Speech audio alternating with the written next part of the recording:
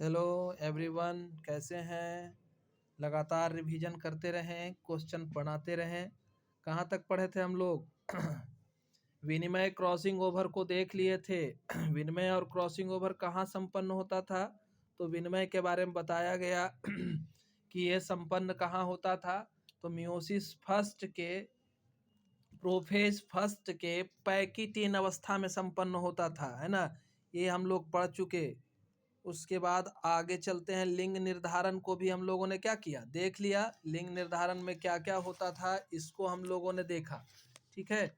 और सबसे पहला क्वेश्चन यहाँ क्या है, कॉकरोच में नर कॉकरोच में गुणसूत्र का प्रकार बताएं। इसी तरह से मानव लिंग निर्धारण, मानव में कितना गुणसूत्र है। एक्स बॉडी की खोज किसने की, वाई बॉडी की खोज किसने की, है ना। इस तरह से हम लोग आगे पढ़ेंगे। अब आगे मनुष्य में लिंग निर्धारण को देखे थे। लड़का और लड़की कितना परसेंट चांसेस है, तो 50-50%। पक्षी में लिंग निर्धारण, पक्षी में क्या पाया जाता है, फीमेल हेट्रोगैमिटी पाया जाता है ना। पक्षी में क्या पाया जाएगा, फीमेल, क्योंकि फीमेल में दो अलग अलग तरह के गुणसूत्र पाए जाते हैं, ZW।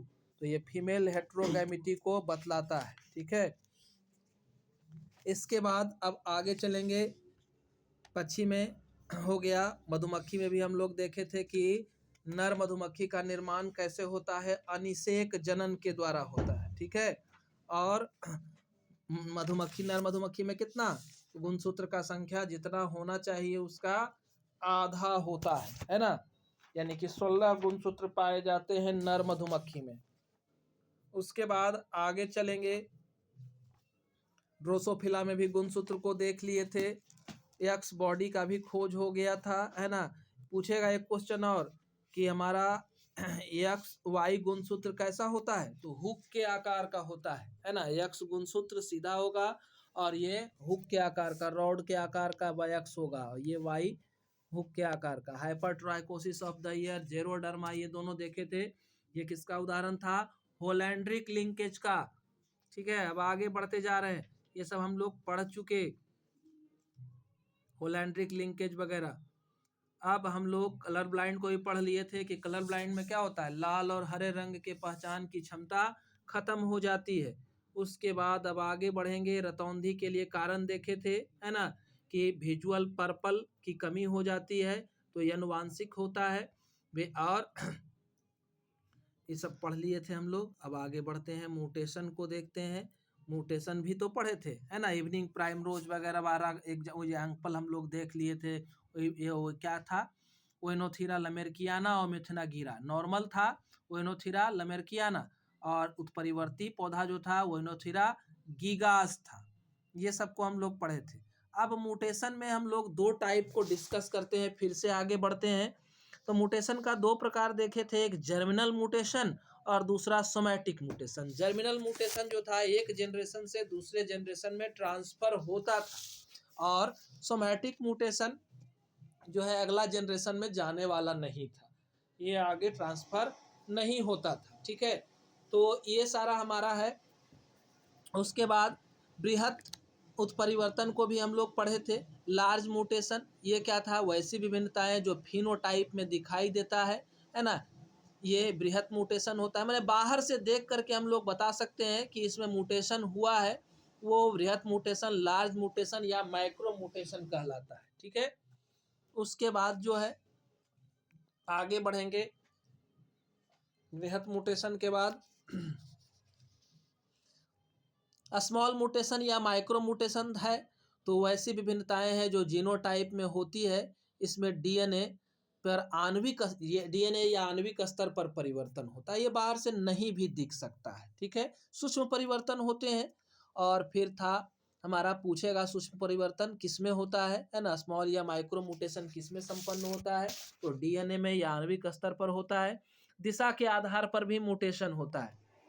तो एक तो फॉरवर्ड म्यूटेशन कहते हैं, जब उत्परिवर्तन जो है वो वाइल्ड गुण से आगे की ओर हो। जैसे मान लेते हैं बंदर था, बंदर के पूरे शरीर पर बाल था, अब जो हुआ ह्यूमन का निर्माण हुआ, ह्यूमन में शरीर पर बाल क्या हो गए, कम हो गए, तो नए बढ़िया गुण की ओर बढ़ रहे हैं, तो ये है फॉरवर्ड म्यूटेशन। जैसे मटर का रंगीन फूल से क्या हुआ, वाइट फूल का निर्माण हुआ, तो ये जो है फॉरवर्ड म्यूटेशन का एग्जाम्पल है।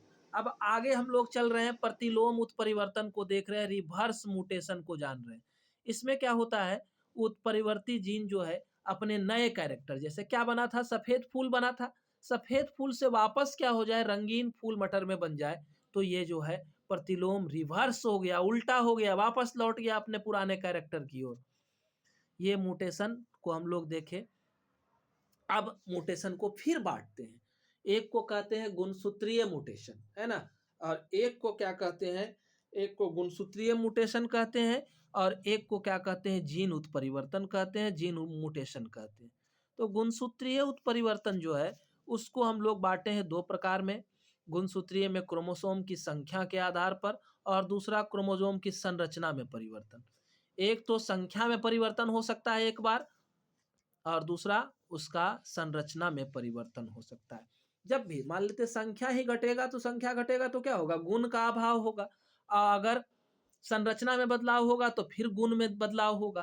तो संरचना के बदलाव को क्रोमोसोमल एब्रेशन के नाम से भी जानते हैं, क्रोमोसोमल विपतन भी कहते हैं। और संख्या में दो तरह से परिवर्तन हो सकता है, एक तो है कि संख्या बढ़ सकती है, 46 है मनुष्य में, 47 हो सकता है, 48 हो सकता है, तो इसको यूप्लॉइडी कहते हैं। और दूसरा क्या है, संख्या घट सकती है, तो इसको क्या कहते हैं, एन्यूप्लॉइडी कहते हैं। अब डिटेल इसका देखेंगे। पहला हमारा गुणसूत्रीय उत्परिवर्तन है, इसको जानेंगे। तो इसमें क्रोमोसोम की संख्या एवं संरचना में होने वाला परिवर्तन ये होता है ना।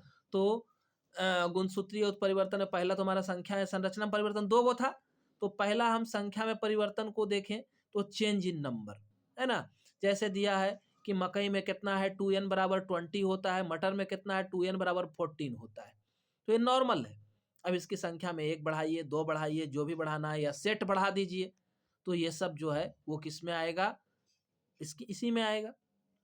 अब देखिए एक शब्द क्या लिखे हैं, पॉलीप्लॉइडी, है ना। तो पॉलीप्लॉइडी क्या है, इसको हिंदी में बहुगुणिता कहते हैं। कोशिका विभाजन के समय होने वाली गड़बड़ी से क्या होता है, क्रोमोसोम की संख्या में परिवर्तन हो जाता है ना। और एक है इसमें यूप्लॉइडी, यूप्लॉइडी में क्या होगा, गुणसूत्र के अगुणित सेट में वृद्धि होती है। मतलब अगुणित सेट का मतलब क्या, यन, और यन मान लेते हैं हमारा शरीर में 46 गुणसूत्र है, तो क्या हुआ, 2n हुआ।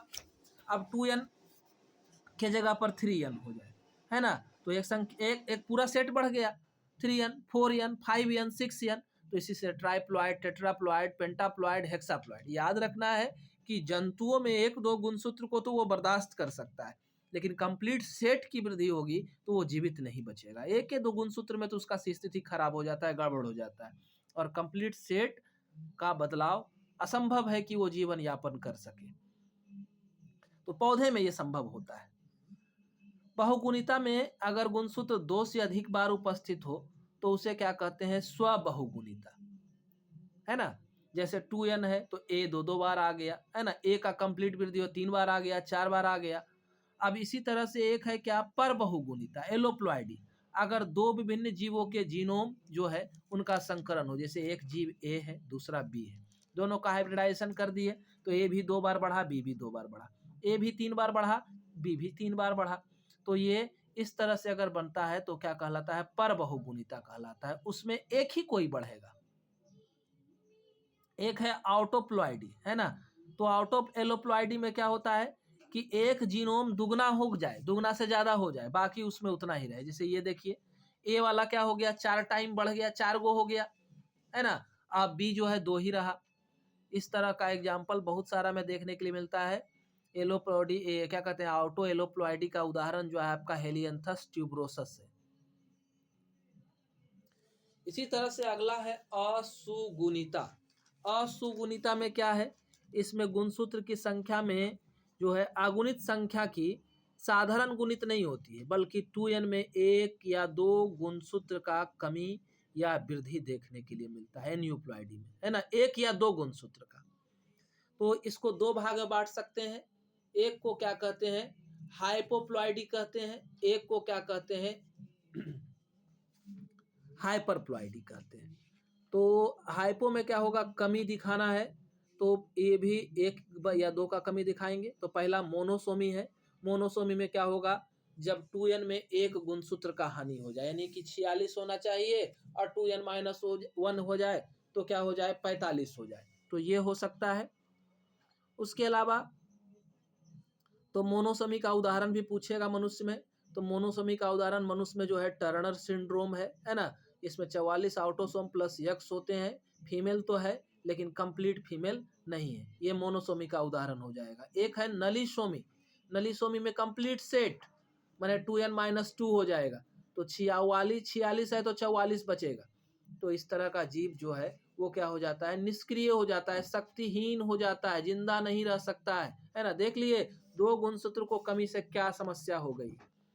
अब अगला है हाइपरप्लॉइडी।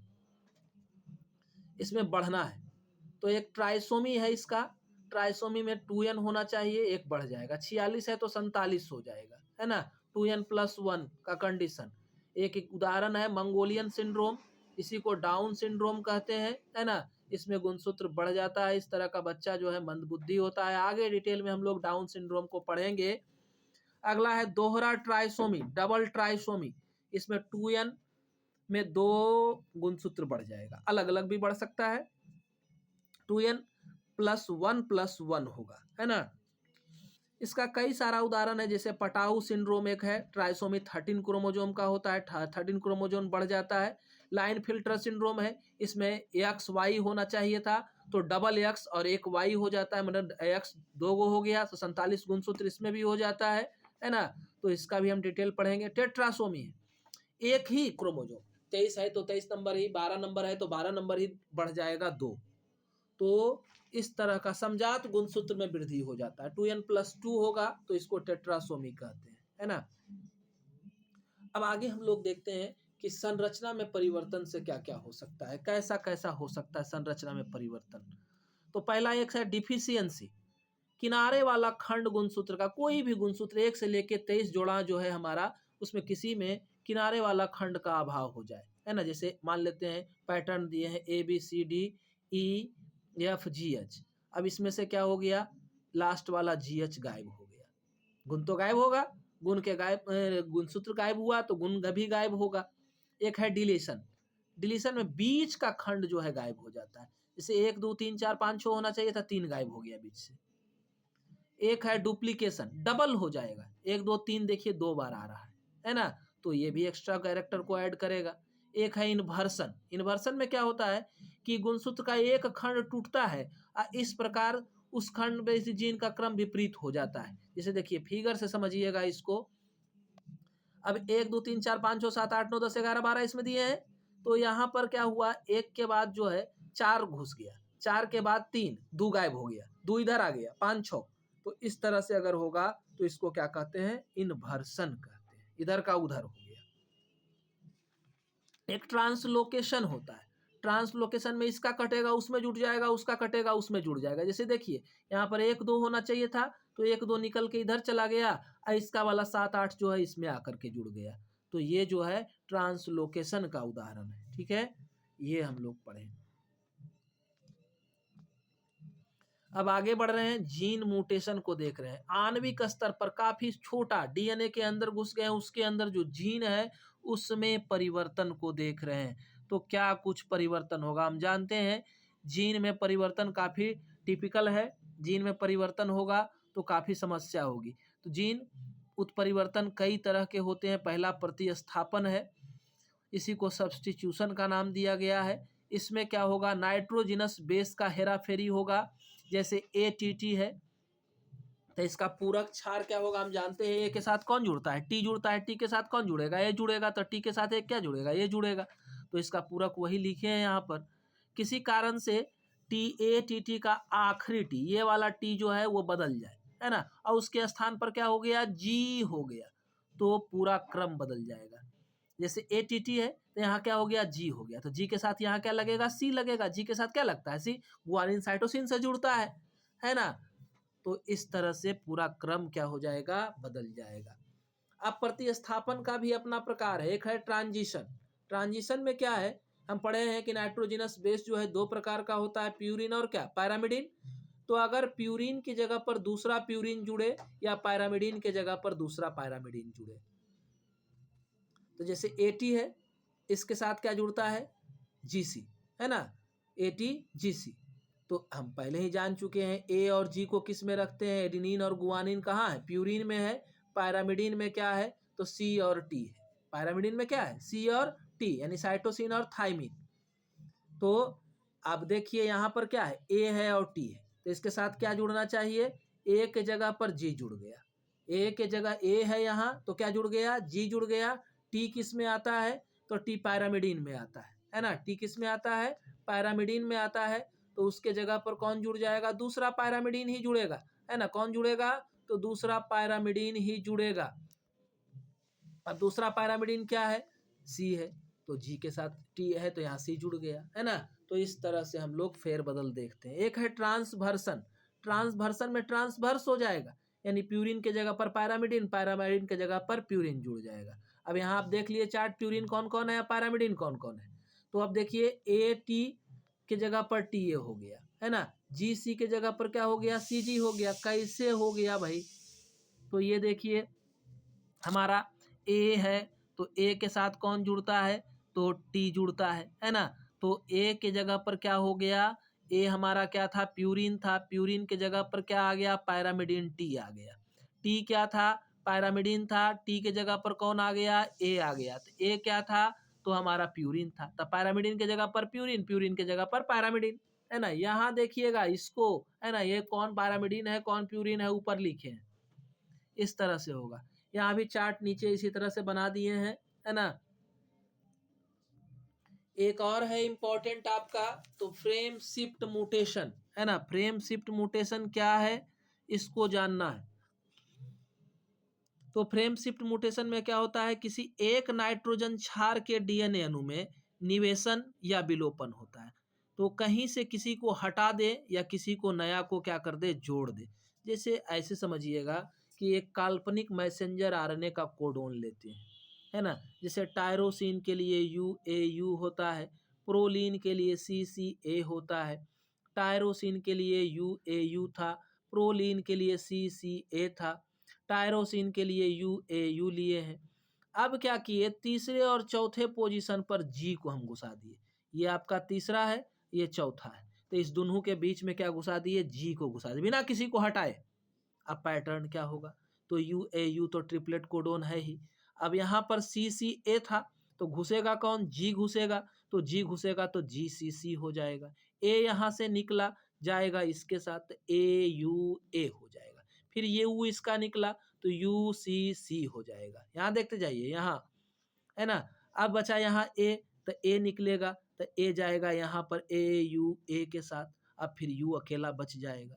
तो अब देखिए पूरा नाइट्रोजनस बेस का क्रम ही बदल गया। पहले UAU से तो टायरोसिन ही हुआ, लेकिन अब यहाँ CCA था और यहाँ क्या हो गया, GCC हो गया। तो GCC एलानिन का कोड हो गया। UAU था तो टायरोसिन का कोड था, AUA हुआ तो आइसोल्यूसिन का कोड हो गया। UCC हो गया, पहले CCA था तो प्रोलिन का कोड था, अब UCC हो गया तो ये सेरीन का कोड है। अब इधर आगे बढ़िए, तो AUA, पहले UAU था तो टायरोसिन का कोड था, अब AUA हो गया, आइसोल्यूसिन का कोड हो गया, है ना। इस तरह से बदला। अगर अभी तक आपने हमारे चैनल को सब्सक्राइब नहीं किया है तो चैनल को सब्सक्राइब जरूर करेंगे, जिससे कि हमारे वीडियो के नोटिफिकेशन आप तक पहुंचते रहेंगे, नए नए वीडियो आप देखते रहेंगे और अपने ज्ञान को बढ़ाते रहेंगे। आगे बढ़े, अब क्या करते हैं, सी को हम लोग चौथे स्थान से हटा देते हैं, है ना। सी को क्या कर रहे हैं, चौथे स्थान से हटाना है। ये लीजिए पुराना चार्ट को लाइए, है ना। तो सी को हटाना है, UAU, और ये वाला जो सी था इसको हटाना है। तो अब हटा दिए तो यहाँ चार्ट देखिए, इसको मिलाइए इसको मिलाइए, ये वाला और ये वाला। तो यहाँ से सी हटाए तो क्या हो गया, CAU हो गया। यहाँ देखिए CAU हो गया। अब बचा क्या, UCC, तो UCC है तो U, अब इसी AU हो गया। अब क्या हो जाएगा, U तो निकल ही गया था, AUC बचेगा तो ये AUC हो गया। देखिए हर बार एमिनो एसिड बदल रहा है, हिस्टिडीन हो गया, यहाँ आइसोलिसिन हो गया, अब फिर इधर इसी तरह से CC, यहाँ से CAU बचा, तो ये सेरीन का कोड हो गया। समझ गए, इस तरह से हमारा बदलते जाएगा। अब एक बार दोनों कर लीजिए, एक बार हटाइए और एक बार जोड़िए। यहाँ पर देखिए, ये यहाँ पर क्या किए, इंजर्सन जी का किए हैं और फिर क्या किए हैं, सी जी का इंजर्सन, दो को हटा दिए, एगो को टी को डिलीट कर दिए। सबको आप देखेंगे तो समझ जाएंगे आसानी से कि कैसे क्या हो रहा है, नए कोडोन का फॉर्मेशन हो रहा है ना, नए कोडोन बनते जा रहे हैं। अब आगे हम लोग स्वतः या प्रेरित उत्परिवर्तन को जानते हैं। स्पॉन्टेनियस या इंड्यूस्ड म्यूटेशन क्या है? तो स्वतः उत्परिवर्तन किसको कहते हैं? ये प्राकृतिक रूप से होता है, उत्परिवर्तन जन का जरूरत नहीं होता है। उत्परिवर्तन जन किसको कहते हैं? तो वैसे कारक जो नए उत्परिवर्तन को ला सकते हैं उसी को हम लोग क्या कहते हैं? उत्परिवर्तन जन कहते हैं, म्यूटाजेन कहते हैं, है ना। तो ये म्यूटाजेन नहीं जरूरत है यहाँ। अब प्रेरित वाला में क्या होता है, कोई प्रेरक रहेगा। अब म्यूटाजेन कौन हो सकते हैं? रासायनिक हो सकते हैं, भौतिक हो सकते हैं या बायोलॉजिकल हो सकते हैं। रासायनिक में केमिकल हो सकता है, केमिकल में इथाइल मिथाइल सल्फोनेट हो सकता है, हाइड्राजीन हाइड्रोक्सिलेमीन हो सकता है, ये सब कॉल्किसीन हो सकता है, मस्टर्ड गैस हो सकता है, रासायनिक उत्परिवर्तन जन है। और ये तुम आपका भौतिक में क्या हो गया, X ray, gamma ray, Y रे, आयोनाइजिंग रेडिएशन, ये सब हो सकता है ना। केमिकल में कोई भी सूक्ष्म जीव आ सकता है। एक होता है साइलेंट या सेम सेंस म्यूटेशन, ऐसा म्यूटेशन जिससे कोई भी गुण में बदलाव नहीं आए, क्योंकि जैसे जी यू है, ये ग्लाइसिन का कोड है, और GCC भी क्या है, ग्लाइसिन का कोड है। तो जब तक एमिनो एसिड नहीं बदलेगा तब तक कैरेक्टर में भी बदलाव नहीं होगा। तो इस तरह को सेम सेंस म्यूटेशन कहते हैं या साइलेंट म्यूटेशन कहते हैं। एक को नॉनसेंस निरर्थक म्यूटेशन कहते हैं। क्यों?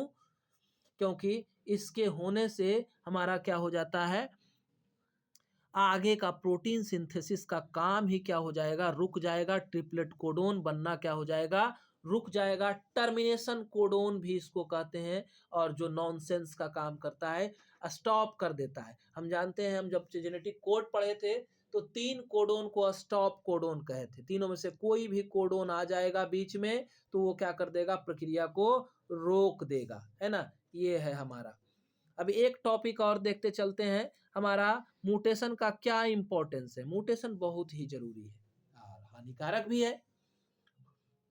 सबसे जरूरी इसलिए है कि आज पृथ्वी पर इतनी सारी जीवों की जातियां दिख रही है, तो उसका मुख्य कारण क्या है, म्यूटेशन है। म्यूटेशन नहीं होता तो हमारा मछली से आज मेढक नहीं बनता, मेढक से जो है सरीसृप का निर्माण नहीं होता, सरीसृप नहीं बनता तो हमारा पक्षी का निर्माण नहीं होता, स्तनधारी नहीं बनते। तो म्यूटेशन काफी जरूरी है।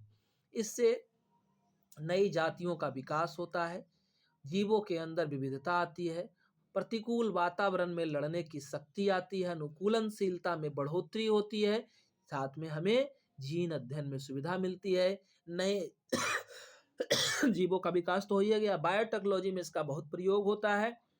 जैव प्रौद्योगिकी हमारा बढ़ा, इससे कृषि में कई तरह के उन्नत नस्लों का हम लोगों ने विकास किया, हाइब्रिड फसल बनाया, हाइब्रिड जानवर को बनाया।